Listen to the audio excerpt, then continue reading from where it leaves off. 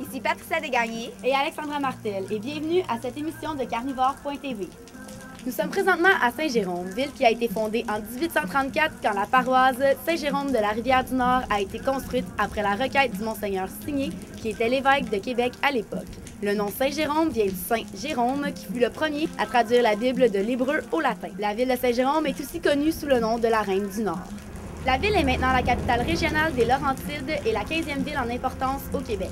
Elle compte 68 000 habitants. En 2002, elle fusionne avec Bellefeuille, La Fontaine et Saint-Antoine pour créer une nouvelle et plus grande municipalité. Nous nous situons présentement à l'entrée du Petit Train du Nord, au cœur de la ville de Saint-Jérôme. Le Petit Train du Nord est un parc linéaire qui débute à l'ancienne gare de Saint-Jérôme, soit elle construite en 1876. Elle relie Saint-Jérôme à Mont-Laurier et à plusieurs autres villes. Cette voie ferroviaire a été construite suite aux demandes persistantes du curé Labelle qui avait décidé de coloniser le Nord. Quand la voie a été construite, elle allait de Montréal à Saint-Jérôme, puis avec les années, elle s'est étendue jusqu'à Mont-Laurier. Ce Petit Train du Nord est l'un des plus grands parcs linéaires de l'Amérique du Nord avec ses 200 km de trajet. Le père Labelle avait surnommé son rêve d'une voie ferroviaire comme Petit Train du Nord et ce surnom est resté pour le parc linéaire. En son honneur, une statue est érigée en face de la cathédrale.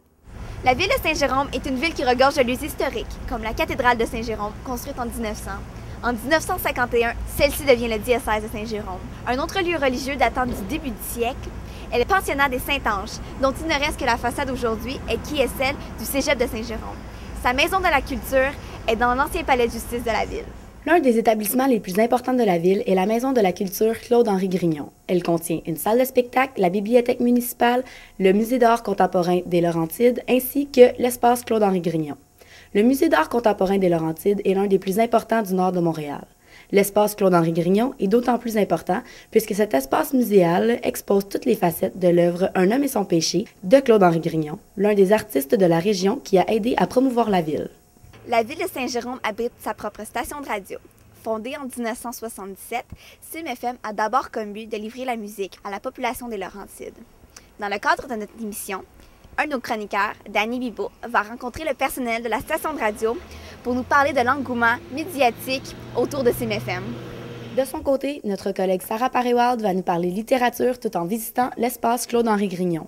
Mais tout d'abord, allons voir notre collègue Anaïs Maude Thibault qui va nous faire découvrir le musée d'art contemporain des Laurentides pour nous faire découvrir le côté plus artistique de la région.